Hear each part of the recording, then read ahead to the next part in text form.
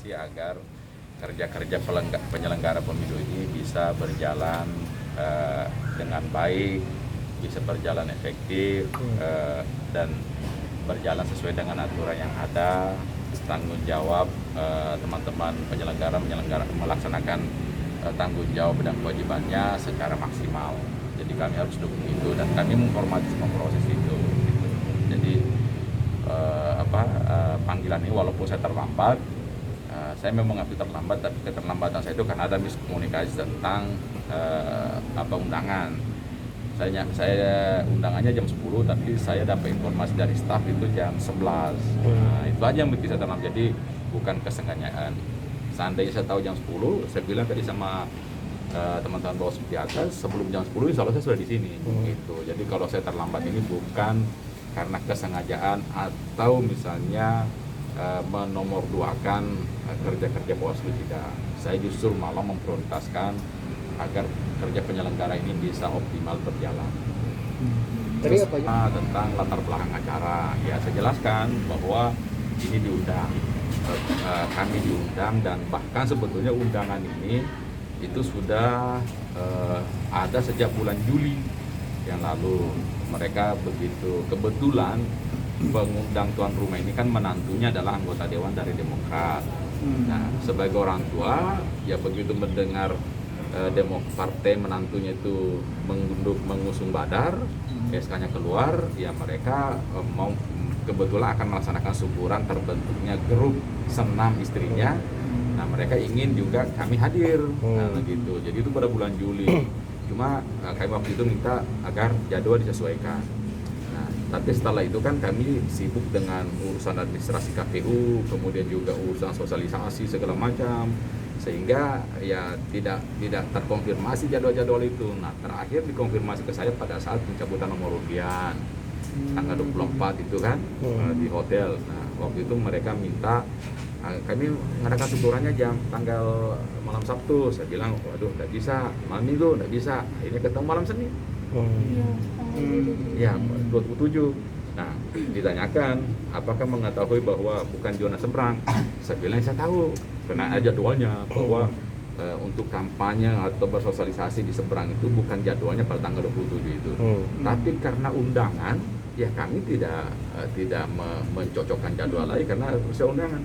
Sama dengan kami memperlakukan undangan nikahan atau undangan majelis taklim yang selama ini sampai malam ini pun juga saya hadiri, walaupun itu di luar jadwal, karena persepsi kami atau pemahaman kami yang dijadwalkan, diaturkan adalah jadwal sosialisasi dan kampanye.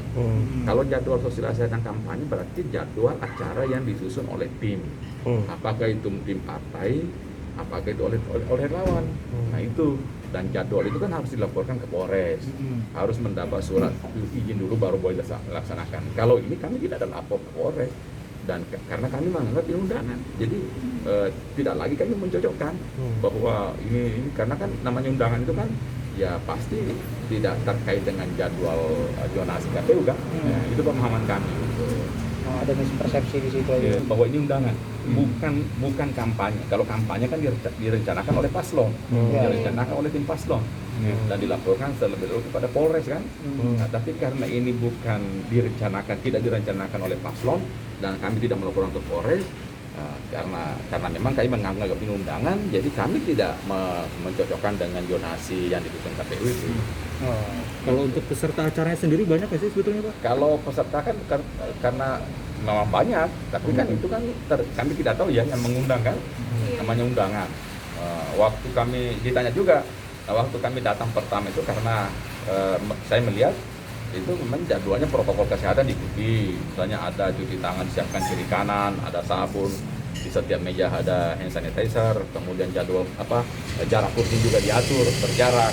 Cuma begitu acara berlangsung kan susah mengontrol karena orang datang ya.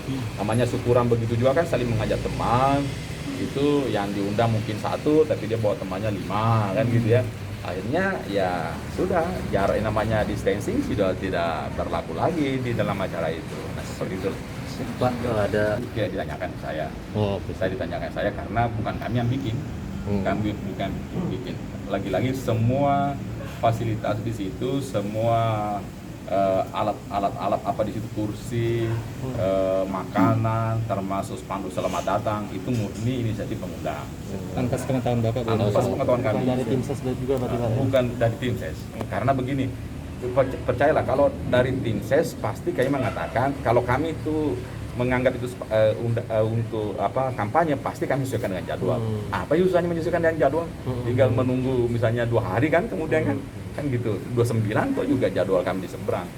Karena itu kami pahaminya sebagai undangan, artinya bebas saja kan, kapan saja di mana saja namanya undangan kita bisa hadir kan gitu ya. Jadi kami tidak ini lagi, tidak menolak untuk hadir walaupun itu tidak sesuai dengan zonasi gitu.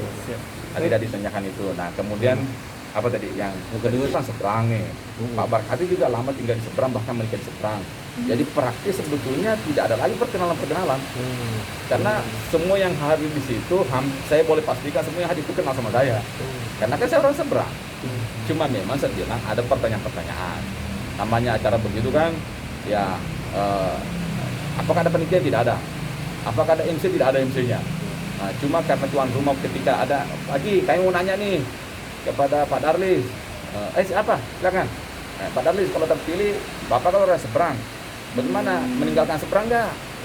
Kan ada rumah dinas tuh. Nah, saya jawab, pasti saya jawab. Masa saya tidak jawab? Saya bilang, ya, saya jawab bahwa yang kalau saya terpilih, alhamdulillah saya terpilih, ya rumah dinas, saya juga tidak mungkin sombong membiarkan rumah dinas itu kosong. Saya akan tempat rumah dinas, tapi hari saya kan saya bagi. Apakah nanti Sabtu Minggu saya tetap di seberang, sehingga dia tetap memelihara hubungan komunikasi dengan masyarakat seberang. Yang mendengar jawaban begitu kan peserta atau undangan itu respect. Oh hidup Badar, coblos nomor 1 itu ada. Gitu. Tapi itu spontanitas atau jawaban saya terhadap pertanyaan. Itu ada, yel-yel itu ada. Saya tidak memungkiri, saya harus jujur. Tapi bukan kami yang menawarkan, karena ada pertanyaan-pertanyaan aja.